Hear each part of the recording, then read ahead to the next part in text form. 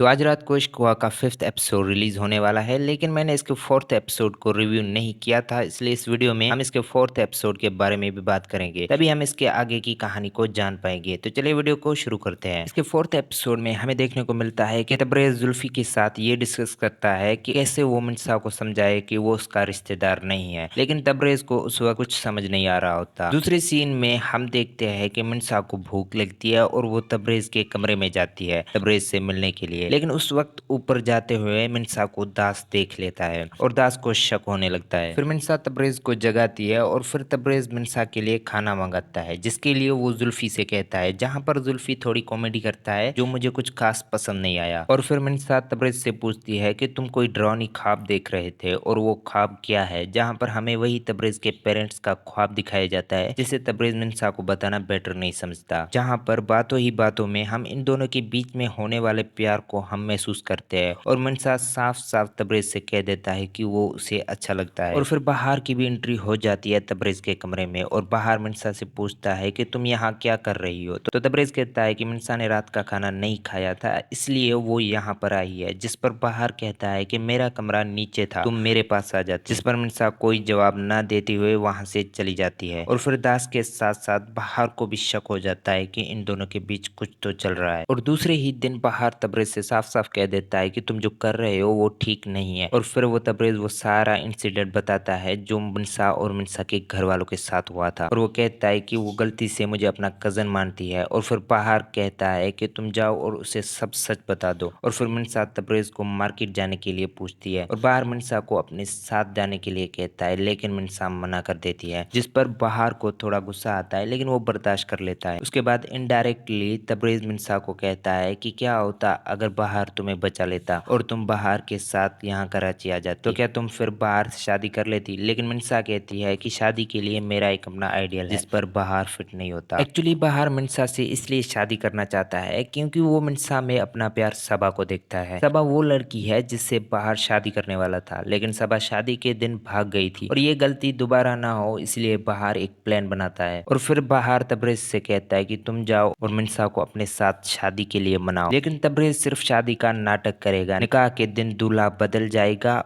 और मिर्ज़ा की शादी बाहर से हो जाएगी। लेकिन ये तबरेज़ को अच्छा नहीं लगता, लेकिन तबरेज़ अपनी कसम की वजह से मजबूर हो जाता है और वो ना चाहते हुए भी ये करने के लिए तैयार हो जाता है। और फिर तबरेज़ मिर्ज़ा को शादी के लिए पूछता है, जिस पर मिर्ज़ा कहती है कि एक शर्त पे मैं तुमसे शादी करूंगी। शर्त यह है कि तबरेज़ घर जमाई बनकर मिर्ज़ा के साथ बहावलपुर में रहेगा, जिस पर तबरेज़ अपनी रजामंदी दिखाता है। तो यहाँ पर हो जाती है इसके 4th एपिसोड की एंड, और हमें इसके 5th एपिसोड में क्या देखने को मिलेगा, और यही हमारा मेन पॉइंट था। चलिए इसके बारे में बात करते हैं। तो 5th एपिसोड में सेहर हाशमी यानी रुखसार फिर से देखने को मिलेगी, जो पिछले 2 एपिसोड से गायब थी, और वो आते ही मिर्ज़ा के साथ लड़ने लग जाती है क्योंकि रुखसार को भी मिर्ज़ा और तबरेज़ के बारे में पता चल जाता है। तो जो बाहर ने प्लान बनाया था मिर्ज़ा से शादी करने के लिए, उस पर तबरेज़ खरा नहीं उतरेगा क्योंकि वो मिर्ज़ा से मोहब्बत करने लगा है। तो वो बाहर के साथ बगावत करना पसंद करेगा, मिर्ज़ा को धोखा देना नहीं। और बाहर भी तबरेज़ से परेशान होता है क्योंकि वो उसे फिर से अपने पटड़ी पर लाना चाहता है। लेकिन जो भी हो